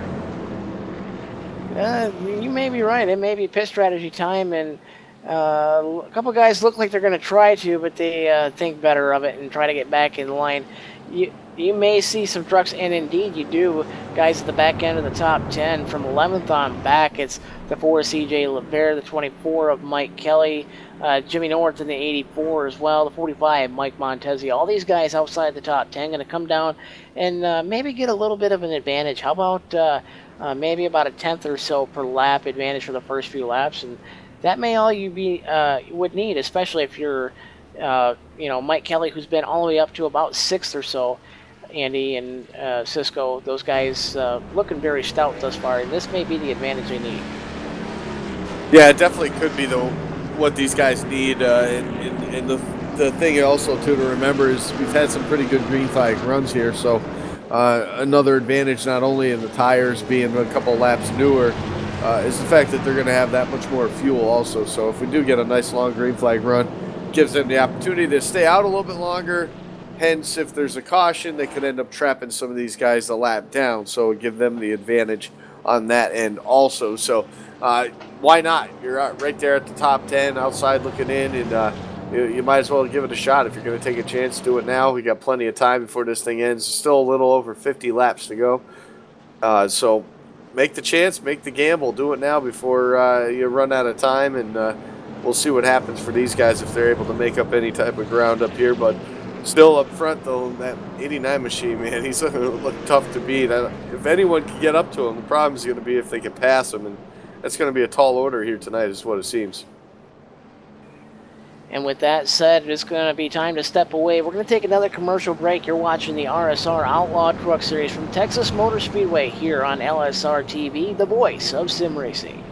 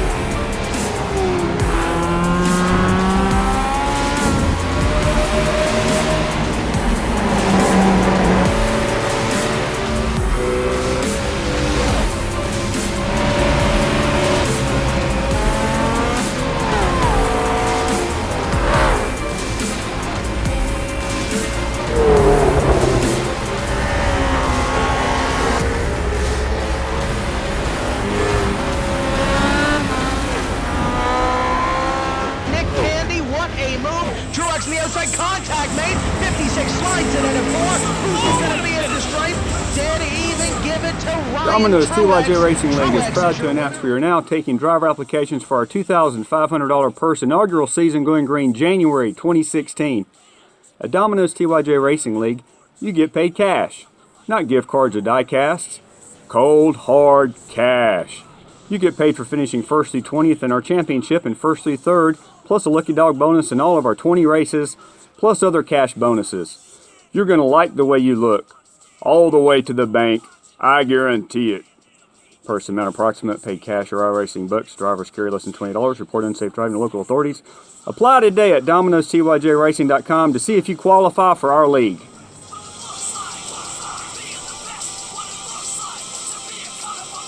And join our preseason Thunder tryout races Saturday nights at 8 p.m. through the end of 2015 to see if you have what it takes to make the cut and some cash.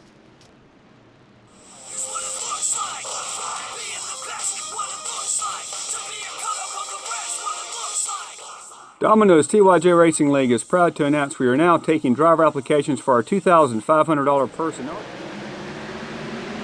And we're back here live in Texas Motor Speedway, the Outlaw Truck Series for RSR, right here live on LSRTV and iRacing Live. Eberhardt, a big jump out to the lead right now. Side-by-side battle, though, for second. That's going to be the battle we're going to watch right here off of turn number 2. It's going to be a battle for the 3rd spot as Matt Lacrosse doesn't have him clear, but he's got that 2nd spot heading back into 3. Yeah, Justin Michaels putting up one heck of a battle right there up on that top side, but he's going to have to really make it work here. It looks like he's going to lose that 2nd spot, but here comes Coley inside now of him. Cole's going to pull up to about the door of the 87 of Justin Michael, but right behind that, that's kind of the big battle going on right now. Right behind them, you see a couple other trucks. That's Tim Matthews in the 54 is trying to rally back here. I talked to Eberhardt under the caution there, and he said the 54 is really the guy he's worried about right now. So we'll have to see what that 54's got. But we saw he had speed. He was able to at least keep up with Eberhardt. So we'll have to see what he's got. But Justin Michael, he's basically going through what Eberhardt went through earlier and just getting stuck in that outside. Can't get to the bottom, and he keeps losing spots. Yeah, the problem being on that outside when these corners come creeping up on you on exit on 2 and 4. That wall comes up close, you end up letting off the throttle just a bit just to make sure you don't hit that wall. And And that's exactly what happens, and you end up losing a lot of time. But it looks like Justin Michael able to get back in line, not without some hair-raising events right there. But good job for him, at least to get back to that inside right lane. now, As we're on board right now with the 33 of Aaron Bennett looking on ahead. He's looking at the rear tailgate of Justin Michael right now into turn number 1. Just a few cars ahead of them. You can see that on your screen too. As you see Cole look to the inside, he's got that position now. Second spot, give it to Chad Cole now as they head into turn 3. And take a look at Matthews. He's going to go and try and get Lacrosse and get the 2-for-1 special right now on Lacrosse. And there he goes out of 4. He's going to get a great run right there. Tim Matthews in that UK Wildcats machine. He's doing a great job right now making his way back through.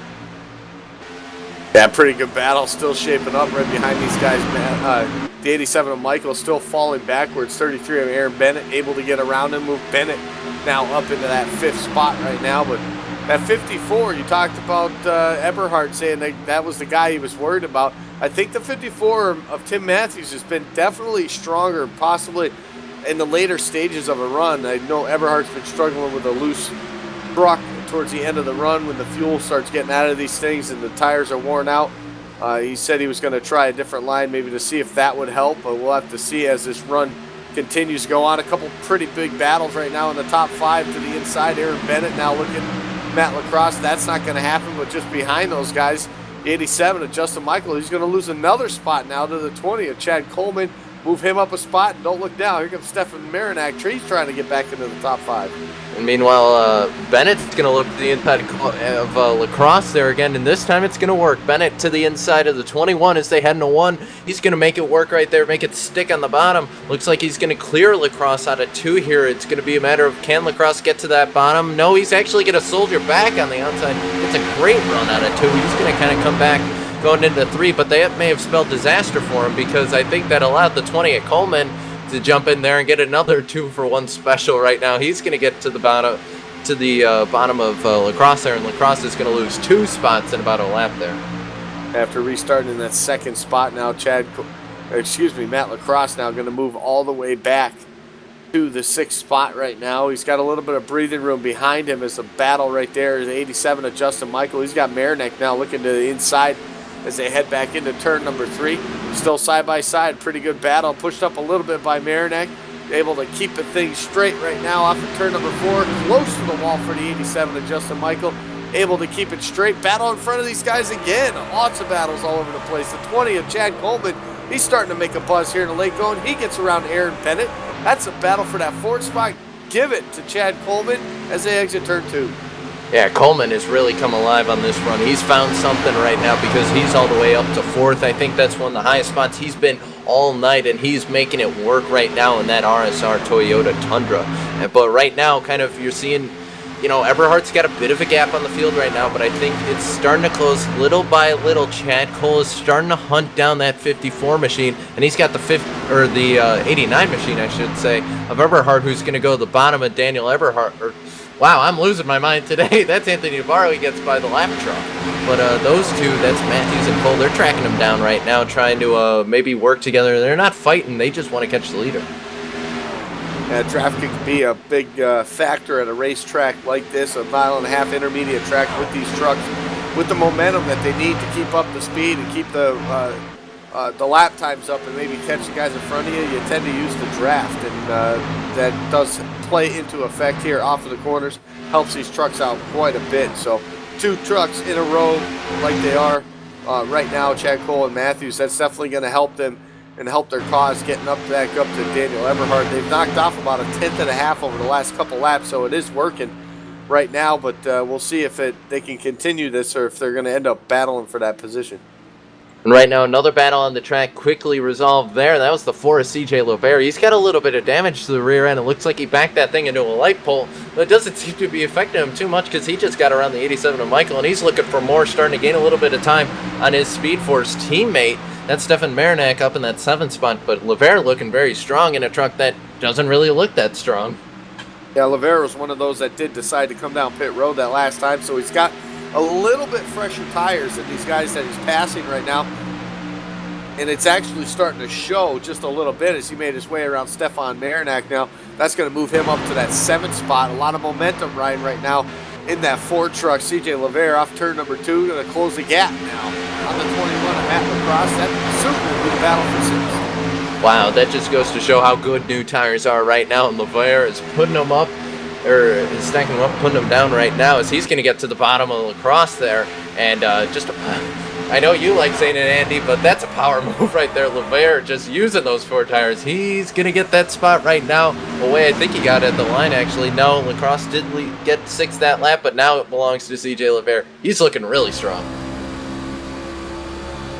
He is, and you also got to remember, though, too, he was sitting in that 11th spot when he decided to come down pit road. So far, the gamble to come down pit road to get those 4 tires while everybody else stayed out, it's definitely paying off right now, up 4 positions from where he was at that time. So passing a lot of cars, he's doing a great job, and he's pulling away from Matt Lacrosse and working his way towards that 33 of Aaron Bennett, trying to get his way back up in the top 5. You can see where the advantage is right through the center of the corner, able to let that thing really roll, get on the throttle a lot quicker than these guys, and that's helping him out a lot. He looks to the inside right now of Aaron Bennett. Going to make short work of that right now. Aaron Bennett falls back to the 6th spot, moves CJ LeVere back to 5th. And, yeah, he is moving right now. Shout out Evan Pasoko. He's out in the stands right now watching the race. Hello, Evan. But right now, Eberhardt still putting a clinic on the field right now. He's got, about a half a second on Cole right now, but Cole's been eating into that with the help from Matthews. Those two have kind of not really battled each other. 21 of Matt Lacrosse in the wall off of turn number 2. Hopefully we can get a replay right there. It looks just like he got loose a little bit. I don't think he had any help, but Matt Lacrosse having some trouble. That's going to make him fall back quite a bit right now as a lot of guys were around him. He's going to fall all the way back. It looks like to about the 11th or 12th spot here once everything gets sorted out. Looks like about 11th right now as TJ Kelly looks to make his way around him. We talk about the lead. The lead is definitely starting to shrink now for Daniel Eberhardt, down to 0.3 of a second as they work their way into turn number 3. Look at a complete lap number 91 this time by. We're closing in on the end of this thing, Cisco. It's going to be interesting. Probably at least one more stop for these guys. Yeah, and Justin, we were talking about, Daniel Eberhardt. He was a little worried about that 54, but he may not have seen that 8 truck. That's a pretty fast truck right now, that die-hard Sears machine. And Chad Cole, we talk about him. He's the winningest driver in RSR, and he's coming. Yeah, he is. And, Chad Cole, you talk about, Eberhardt putting on a clinic and everything else. The 8 of Chad Cole, he's putting on a clinic in stealthiness. And Evan Pasoko, if you're watching this, I hope you're hosting a clinic on punching chickens up there in the stands. And Daniel Eberhardt, he's still out front, but that gap now down inside of a truck length is the 8 of Chad Cole. He's in the hunt, and he's digging deep. He's trying to throw everything he has at arguably the fastest truck on the racetrack in Daniel Eberhardt. And these guys, no stranger to racing hard, especially in the latter stages of the Full Throttle Cup Series this past season. And Eberhardt really trying to run that high side for all it's worth, but Chad Cole, he can hold his truck down closer to that white line. He's going to take advantage. Half a truck length now, the gap at the start-finish line, Andy, and these guys, it's time to buckle up and go to war. It's almost 30 to go. Yeah, it is time to go to war, and the top 3 now are all right there within striking distance of each other. Eberhardt talked about later in the run, he gets a little bit loose. He was going to try a different line, maybe a little bit higher to see if he could get some more grip. And right now, that's currently what he's doing through 3 and 4. 1 and 2, though, is a different story. He's still able to ride the bottom side, but he's able to hang on to that lead right now. Still 1 truck length back to Chad Cole with Tim Matthews looking on. Tim Matthews in the catbird seat. He rides 3rd at the moment. About 1.5 truck lengths or so, call it 2, off the back bumper of Chad Cole. And he's just sitting there biding his time, waiting for Eberhardt to make that critical mistake. And Eberhardt going to try to run the middle line, the defensive line, because Chad Cole can't quite pin it right down on the white line. And as he tries to, they're side-by-side. Battle for the lead out of turn number 4, Cisco. Chad Cole, he's right there, but can't quite get the nose of his truck underneath Eberhardt as they worked off towards turn 1. And Justin, I think you might want to put down that chicken you're eating, because this is about interesting right now as Cole's starting to apex that second line. He's getting a great run out of 2. He's going to make up a little bit of time on that 89. Now, I don't think he's going to have enough for a look here unless he really dives it in. but I think Eberhart, next couple laps here, he's going to have his mirror full. He already has his mirror full of Cole, but I think Cole's getting set to make a move on him. It's a dangerous game of chicken they're playing, especially at 180 miles an hour in these race trucks right now. These guys really... really trying to get themselves into position, 1, 2, 3 underneath the blanket. But how about the 4 of CJ LeVere, that pit strategy call earlier on to try to put on 4 fresh Goodyears when everybody else stayed on the racetrack? It's starting to pay off in spades, and he's inside of a second, and he's closing that gap in a rapid fashion. The leader, Eberhart, ran a 31.4 last time by. CJ LeVere this time by, he's going to run a 33.38. Eberhart 31.48, so 1/10 of a second per lap is the difference in LeVere. He's going to try to take advantage. He's got his sights set on the 54 of Matthews, and these guys working onto the back straightaway. It's anybody's guess. We're inside 30 to go. It is, but that call, man, who would have ever thunk? We said, hey, why not give it a shot? He was sitting there in that 11th spot there when that caution came out, and he decided we're on board right now with him right now as he's trying to make his way around Tim Matthews.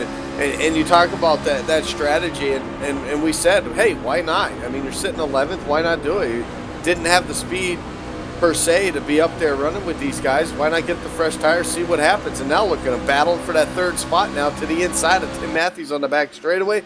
Going to try to get him clear. Not going to do it. He does do it right there in turn number 3. Move him up to that 3rd spot. Now can he set his sights on these front 2 and maybe get around them right now as that lead battle for the lead still continues to go on, but it's still about a truck length right now. Chad Cole just not seeming to get what he needs to get around Eberhart. It is what it is at this stage of the race. You kind of have what you have until you come down and make your final pit stop of the night, and that could happen any time between now and I'd say, roughly 10, 15 laps at most from right now. So these guys really got to kind of make it work. And if you're Chad Cole, you're either hoping to have him make a mistake. You don't want to get yourself wrecked out like a few of these other top runners have done thus far tonight. And if you're the CJ LeVere truck, you're trying to say, well, let's try to go give it everything it's worth. But that tire advantage may have faded away with that battle. Even lap times for the 89 and the 4 of CJ LeVere and Chad Cole. He's just, hanging tough, looking to the inside, but can't quite get it done because Eberhart really trying to show his dominance by trying to run a defensive line, and he's doing so. And he's holding off one of the best in Chad Cole, Cisco. Yeah, and kind of that's the closest battle we're seeing. Everyone's kind of spaced out right now, but Cole actually going to take a look to the inside a little bit of Eberhart. If he can get the run, Eberhart's not going to be able to come down, and Cole is going to get the run through the tri-oval. A great spot to get the run. He's going to get to the bottom of Eberhart, but that kind of run you get off of turn 2, we'll have to see if that's enough for Eberhart to get past Cole. I don't know. He's going to get the run. There it is. I don't think that's going to be enough to close Chad Cole off from that bottom line heading into 3. Well, this is about to get interesting because they're catching that 9 truck of Anthony DeBarro, and it looks like Cole's actually going to get a little bit out of the throttle there. Maybe came up the track a little bit. They're going to have to sort this out because they're catching that 9 truck, and this is going to get really interesting. Coming up, almost 20 laps to go here in this event. Call it 23 laps to go this time by at the start-finish line. And it's Eberhart back out in front single file, and CJ LeVere running up on the back bumper of these guys. It's a 3-way battle for the lead as it shapes up now as we're in the late stages of this race. And Chad Cole, he's right there. You've seen him get side by side, but does he have enough truck to actually do it? And as the top 3 are underneath the blanket, the next 3 behind them, the 54 of Tim Matthews, the 20 of Chad Coleman, and the 87 of Justin Michael, those guys all underneath their own blanket as Chad Coleman works around the 54 of Tim Matthews for that 4th spot. And Coleman on the charge once again. He did come down and take tires as well, I do believe, guys. Yeah, Matthews, you know what, this is surprising me because he was one of the fastest trucks on the longer run. So this is very surprising to see him fall back like he is this late in the run, but he's trying to do everything he can to hang on to what he got. But right now, battle for the lead still shaping up. Here goes Chad Cole to the inside now. He's got the preferred line. He's got the position. Can Eberhart hold him off on the top side? They battle door to door off turn 2. Short tracking on a intermediate track. These guys going at it pretty hard, man. Guys, give it to these guys. These guys really going back and forth at it as dogged as I've seen in quite some time, and doing it very cleanly, I might add. There's not been 1 ounce of paint traded between these 2 trucks. That may change as we're 20 laps to go here at the stripe. and Chad Cole still working to the inside on that 89 machine of Daniel Eberhardt. And CJ LeVere, he's still lurking, but these guys better get their act together because Chad Coleman, Justin Michael, Tim Matthews, they're starting to close the gap a little bit. And we saw CJ LeVere, he got a little bit loose there and was able to catch back up to these guys, so we're still seeing the tires, but I think looks like Eberhardt's trying to go up the track, maybe trying to figure out, I got a little loose there. I think Eberhardt's better in 1 and 2, and Cole's better in 3 and 4, but Eberhardt just used the outside. Look at that huge run he got. He basically cleared Cole into 1. He might keep that in the memory banks for later, but CJ LeVere has caught these guys, but he's been burning those tires up, and now looks like Cole's getting a little bit loose there. So I think both of those trucks are starting to feel the burn of the handling. CJ might just have the tire edge, maybe a lap or 2 better than these guys, but Eberhardt using that top line in 3 and 4, that might be working for him now. That top line certainly looks like it's come in pretty good as we're inside the gmercer.com. 20 to go.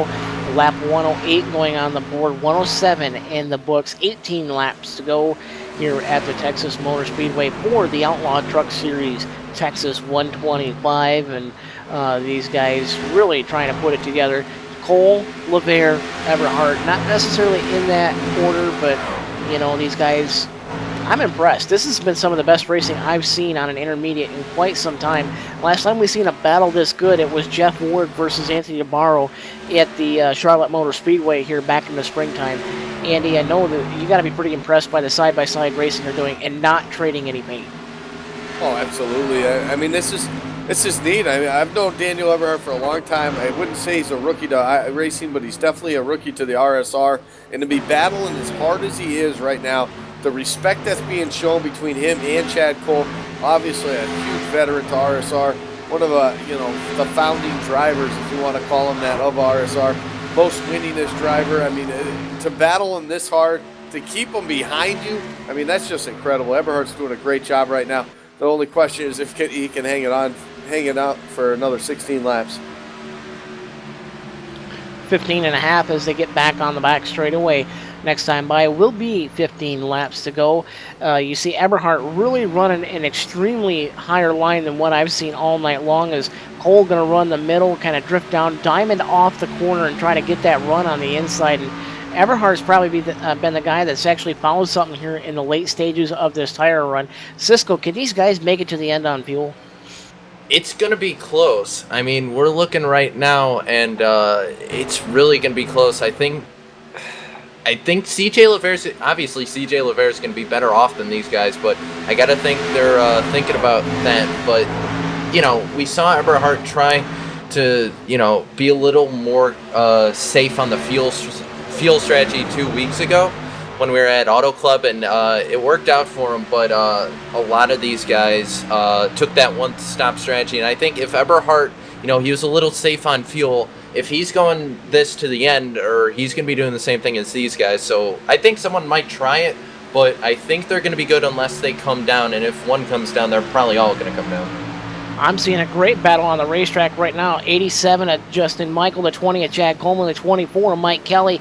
4th, 5th, and 6th on the racetrack as they run at the moment. A blanket over the top, and while the battle for the lead change going to be recorded at the stripe. Eberhardt made a mistake. Actually, no lead change recorded at the stripe. 8 thousandths of a second the gap between Eberhardt and Chad Cole. And Chad Cole going to launch himself into the lead, but can Eberhardt go back around the outside? It may be too little, too late for the driver, that number 89. Oh, he's holding tough on that outside, though. They're still side by side. Both of them worn tires, just trying to get it done. Eberhardt just watching the lead slowly fall away right now off of turn number 4. Almost touches the wall. Gets the momentum, though, off turn number 4. Possibly led that lap. It looks like he did 7 1/1000ths right there. Takes the lead back into turn number 1. Chad Cole doing everything he can on the bottom side. Eberhardt, though, just making that top side work. That's just will right there. He's just willing that truck around this track, and he's doing a great job with it now. A truck length lead right now into turn number 3. The battle still continues, though, because here comes Cole on the bottom side. Cole trying to throw the kitchen sink at trying to close the door and actually lead a lap in this race. Cole in his Sears Diehard Chevrolet Silverado trying to do the best he can to get around Eberhardt, get back up to .179, about 2 truck lengths or so on the racetrack as they run in the 4 CJ Levere. He's done well to get up that far, but I don't think he has anything for these top 2, and these guys have just 10 laps to go when we get to the line. Eberhard way up top. Cole onto the bottom, side by side. Drag race out of 4, Cisco. It's anybody's guess.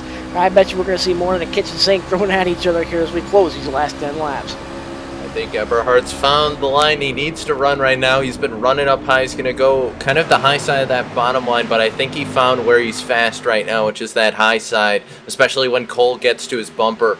But this is going to be interesting here.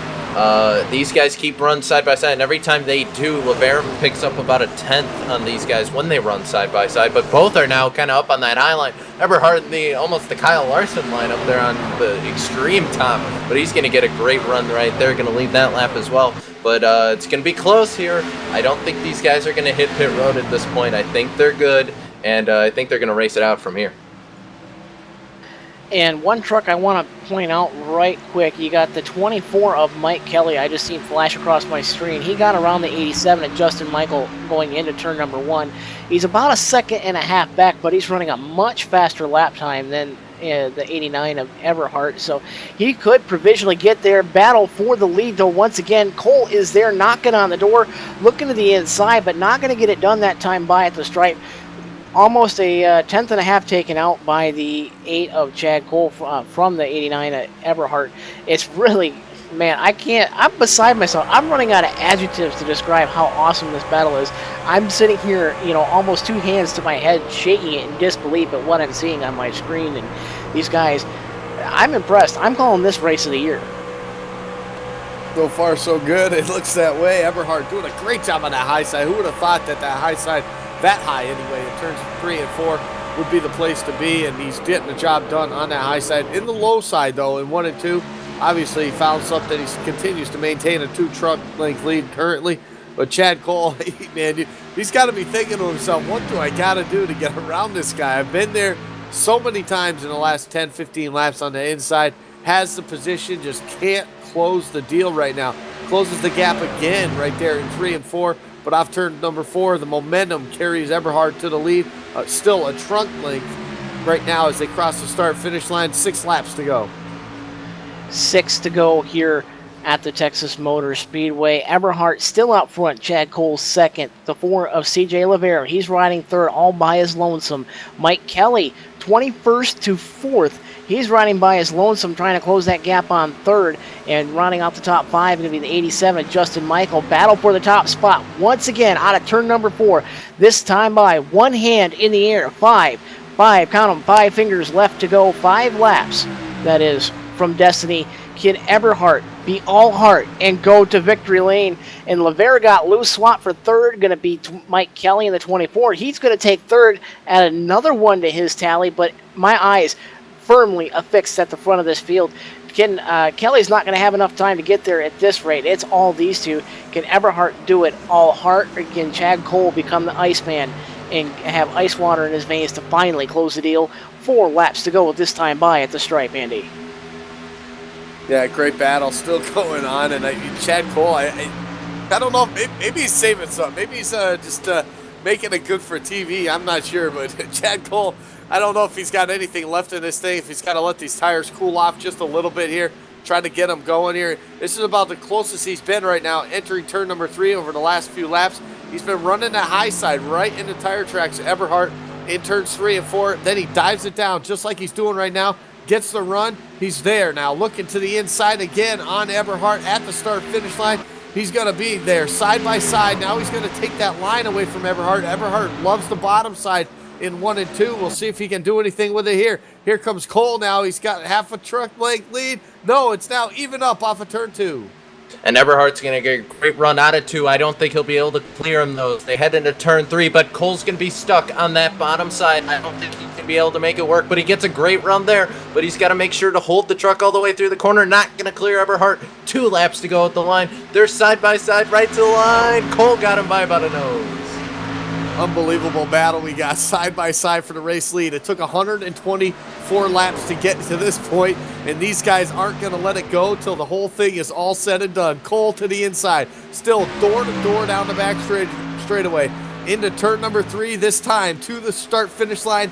These guys will see the white flag, only 1 lap to go. Eberhard, can he hold him off on the top side? Can Cole finally get him cleared? Not going to happen off turn 4.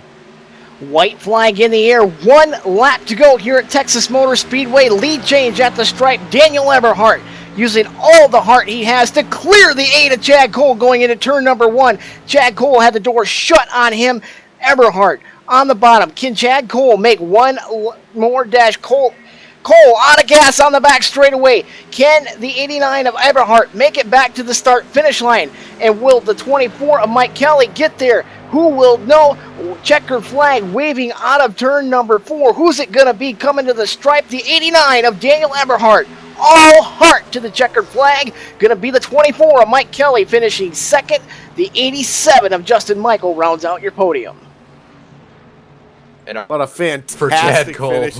Unfortunately, Cisco, he ran out of fuel there off of turn number 2. Man, what an unbelievable race. It would have been great to see him be able to battle like that side by side off turn number 4, but what a fantastic race those guys put on. Just unfortunate right there for Chad Cole, and it's going to hurt him big time because it looks like he's going to finish in that 10th spot.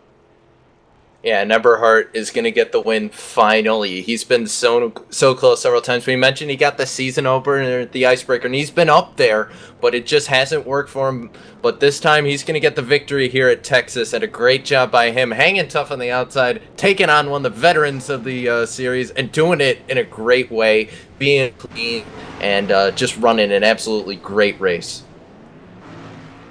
How about it, gentlemen? I'm calling this race of the year, second to last day of 2015, and I got one for the record books, man. It may have not been the close finish at the line that we were expecting and hoping for, but I'm telling you what, for 30-some laps, these guys were going side by side, and I have not seen better racing in my entire history with real sim racing. And I'm going to say it, on December 30th, race of the year. Well, it only took 364 days, I guess. We finally got there. So, man, what an awesome finish to a race, and what an awesome race to begin with. Just to battle that long, 125 lap race, and to come down to the end just like that with these guys, and that just shows you the competition level at this series in the RSR to begin with. Not only in the trucks, but in the Icebreaker series and in the Full Throttle Cup series. We saw it all year long. We continue to see it at every single race that we see right here on LSRTV, and Daniel Eberhard doing a great job and finally getting that first truck win for himself here at RSR, and he's having a pretty good winter series. I'd have to say that. Well, ladies and gentlemen, we'll take this time to collect our breath all together, and we'll catch you on the flip side. It's going to be the Outlaw Truck Series post-race show here on LSR TV. We'll catch you back on the other side. This is, again, Live Sim Racing TV, the voice of sim racing.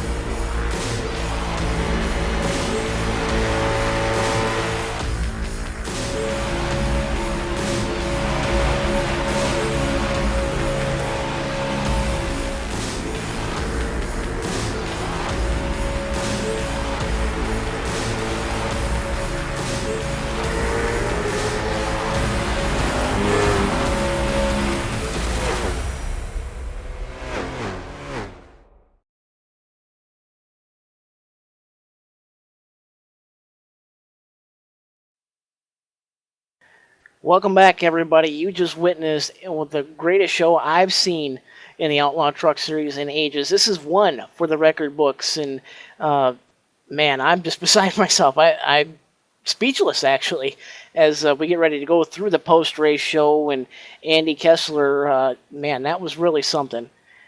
30 laps side by side, and for Chad Cole, I'm gutted for him. We wanted to get an interview with him, not available at the moment.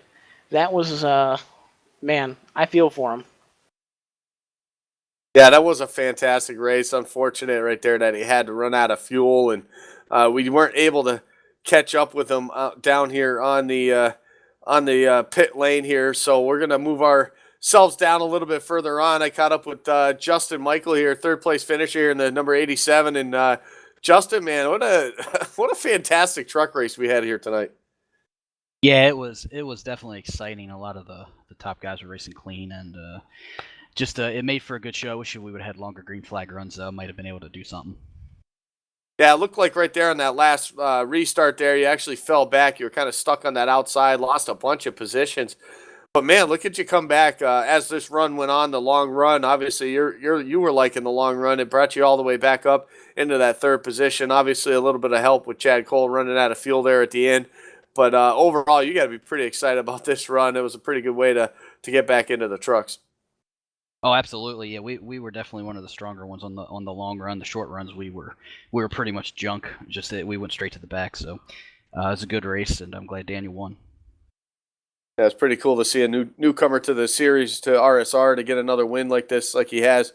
He's been running up front. He finally gets the win for himself. But as far as you're concerned, obviously momentum plays a big key in this. And now that we finally get done with the Christmasville vacation, we got New Year's coming up here tomorrow night, and then we get right back at it next week. And so as this schedule starts to move on and we start getting this closer to the championship, runs like this is exactly what your team needs.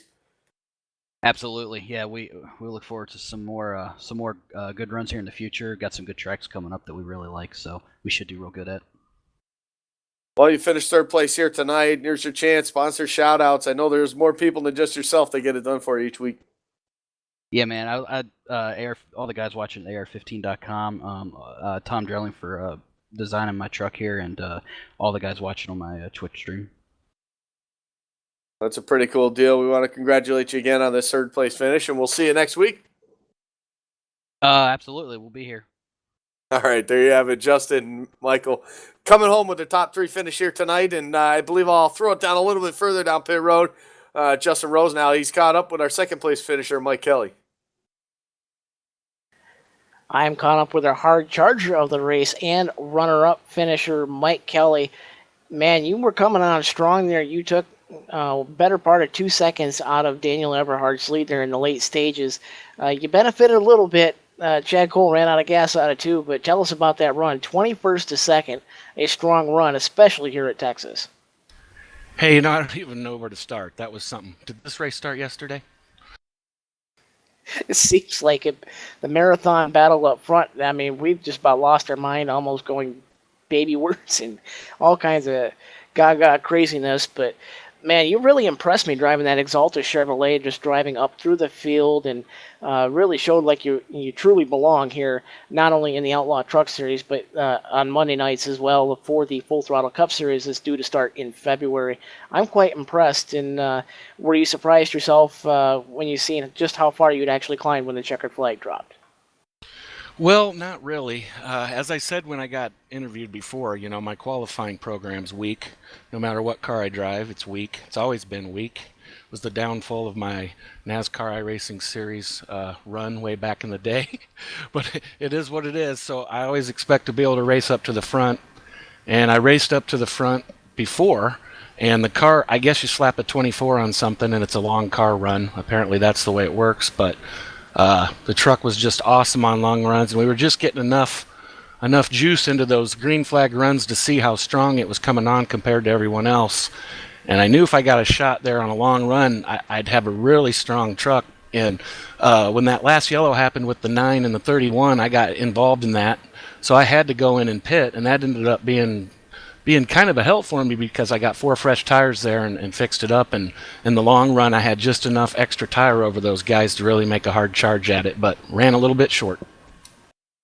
I'm impressed. Thoughts on to the next race? I mean, you just proved you can hang with the best of the best. I mean, Eberhardt, been no slouch in the Full Throttle Cup Series in the last segment.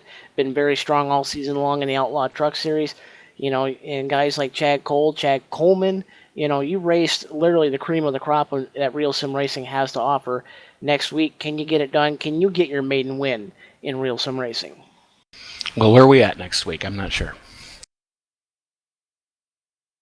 Excuse me for being a little unprepared, but I think it's Iowa to be sure. But oh yeah, home track. Yeah, I'm from Omaha, Nebraska. I'm a season ticket holder at Iowa. I love the short tracks. I'm a old retired dirt late model racer, so that's one of the reasons I was good tonight because it was like dirt tracking on those old tires. So definitely looking forward to Iowa. Like you said, the competition here in this league is as good as any league or any series or anywhere you're going to run, and that's where I want to be, and I really enjoy it here. Congratulations to you, Mike. You've really earned it. I'm very impressed by your run. Sponsor shout-outs. Who makes it happen for you on the 24? Well, I'd like to thank my wife, obviously, for letting me do this. You know, us old guys with wives, that's a big thing to have that going for us. And also, you guys at LSRTV, I mean, I've been watching your broadcasts. You guys do a fantastic job. John Abbott and the whole crew at Real Sim Racing. Really looking forward to getting more involved in this league, and it's been a good time so far. That's the driver who finished second, the 24 Exalta Chevrolet of Mike Kelly. And Cisco, you requested this interview. I know it's special to you. You've caught up with Mr. Allhart. That's Daniel Eberhardt. He's down in Gatorade Victor Lane. You got him. I'm sure he's got to be pretty stoked with that win. Yeah, absolutely. Caught up down here in the virtual Time Warner Cable victory lane here with Daniel Eberhardt. And Daniel, man, you know, we were talking before a little bit during the race, kind of how you were feeling about that. This one's got to feel good, though. Such a great race there with basically the, I would say the Jeff Gordon of this league, nearly with Chad Cole. You know, he's been so dominant in this league for so long, and you had such a great battle with him. Just talk us through it. Well, honestly, I felt bad for him because I thought we were going to come to the line side by side, and that's one of the cleanest drivers in this league, and I have a lot of respect for him and a lot of respect for all the veterans in this league. But he was driving in on the bottom, and I just I felt like the car got loose and kept getting looser on the bottom as the run went on. So I just said, you know what, I'll give up about a couple of truck lengths to him if I go to the outside right here. And I found grip up there, and I just said, well, I'm going to settle in right here and run up here against the wall. And he would drive it in deeper, but I would get him coming off the corners. And finally, one lap, the truck started getting loose in the front end, and then about 5 to go, that's when he started coming back because I started losing grip because the outside lane was heating up for me running up there, and I don't know how many trucks transitioned to the outside lane. And then down the back straightaway, I heard him say he's out of fuel. So, I mean, then I just kind of eased it around to cross the checkered flag. Yeah, just an epic race for you. And, coming into this series, it's a very high thought of series in the world of kind of the oval fixed. This is kind of like, some would say this is like the equivalent of like peak for fixed or something like that. But as far as leagues go, this is one of the high profile leagues. And to get it done here on a mile and a half and get it done racing against one of the guys, you got to feel good about that. Yeah, definitely. I have won the Icebreaker Series now, and I've won the Outlaw Truck Series, and I hope to run FTC next season and get a win there and become part of that three series win. Well, we wish the best for you going on, and Laura's glaring at me through her computer screen right now to wrap up the interview. So, who gets it done for you, Daniel? Pretty much myself. I have a couple people in the background, and it's just just awesome what they do. I got my grandma in the other room that watches you guys and big supporters, and just everything's just going right for me. So, yeah. All right, well, that's Daniel Eberhardt. Here's your big winner here at Texas, and I'll throw it back up to the booth. Justin, you said this was race of the year. I tend to agree with you. This is just a great race here. It was a clean race. It really was between that on that last run. It was a clean race. Oh yeah, and that and then some, because it's rare nowadays that you see anybody go 30 laps side by side, and usually you're going to find one or two instances where the guys are touching doors or making donut marks into each other. This was absolutely clean, Andy. These guys, no touching whatsoever for 30 some odd laps, and they backed off, got single filed, and they went back at it again, but at no point did either guy give each other, a chrome horn or a donut mark or anything like that. No, absolutely. And you know what? That's what it's supposed to be. And we talk about, Eberhard talked about having a lot of respect for these veterans in the series and whatnot. But I'll tell you what, he's definitely an awfully fast. He's picking up a lot of respect for himself from these other guys. And, racing a guy like Chad Cole, a huge veteran to this league and one of the founding fathers, if you say, of drivers, and to have as many wins as he has and domination through the series over the years, and to be there battling with him like that, Eberhard, I mean, this is just, for him, this has got to be up there as far as one of his best wins ever on iRacing. And racing a guy like that, and you know what, he didn't give up. A lot of guys feel intimidated when you're in a league, and you get a guy like a Chad Cole, with his stature, and you get him in the league, and you're getting him next to you like that. A lot of guys will panic and they'll let off and let him in front, and then try to battle back. But Eberhard said, "No, I'm going to stick it out here. I'm going to race as hard as I can on the outside and try to get it done." And he did absolutely that. And there was no need for any touching or beating or banging. I mean, those guys didn't pinch each other down at all. I mean, it was just a fantastic race by two very good drivers. And I think the sky's the limit for the 89 truck. And if he moves on to the full season and the Full Throttle Cup next year, then I expect to see him up in the front of those races also. That very well may be the case, and it's time to go through the rundown, the GaryMercer.com trucking rundown at the post-race show. In the 89, Daniel Eberhard, he's going to take the victory. You just heard from him. The 24, Mike Kelly, going to finish second. Justin Michael finishes third. Chad Coleman going to finish fourth. Ross Cato gets a solid top five. He's going to finish fifth. The 54, Tim Matthews, he's going to finish sixth. Seventh going to the 4 of CJ LeVere. 23, TJ Kelly. 24th to the 8th spot for him. Good job for him. Nice spot goes to the 33 of Aaron Bennett. And Chad Cole, tough luck driver of the night, started second, ran out of gas, running for the lead and the win on the final lap. He's going to come home 10th. And Andy, you'll take 11 through 20. Yeah, 11th place here tonight, the 84, Jimmy Nord. Thomas J. George, pretty good rebound to finish 12th. Scott Bolster will finish 13th. 14th goes to Mike Montesi. Stefan Marinak, running up front most of the night. He'll end up finishing 15th. 16th goes to Matt Lacrosse. Bobby Wetzel, the first car one lap down, finishes 17th. 18th goes to Christopher Gore. 19th to Anthony DeBarro. And the 20th goes to the 10 of John Abbott. 21st is going to go to the 66 of Brian Harvey. Austin Yarborough going to finish 54 laps down in 22nd. Scott Timley going to finish 59 laps down 23rd. 65 laps down. Our points leader, Mark Bratcher, going to lose a ton of spots there. Tough night for him. He's going to finish 24th. Kevin Linden going to finish 25th. 26 goes to David Kamara. Travis Burks will finish 27th. 28th to John Earlers. 29th to Alex Bergeron. Corbin Hemstreet's going to finish 30th. And Sean Averly was our last truck. He did not go out on track. And that's going to do it here for us at LSR TV. We're glad to bring you tonight's Outlaw Truck Series race. We'll see you 1 week from now for the Truck Series at the Iowa Speedway. Got to thank the sponsors of this series, Gary Mercer Trucking, iRacing.com, Motorsports Simulations, Hippies Paint Shop as well thrown in there, and for Andy Kessler, Cisco Scaramuza, Laura Lawson done a fantastic job down on the controls tonight, reminding you guys to have a safe New Year, and we'll see you on the other side. My name is Justin Rose now, and good night, folks. We'll see you again in 2016.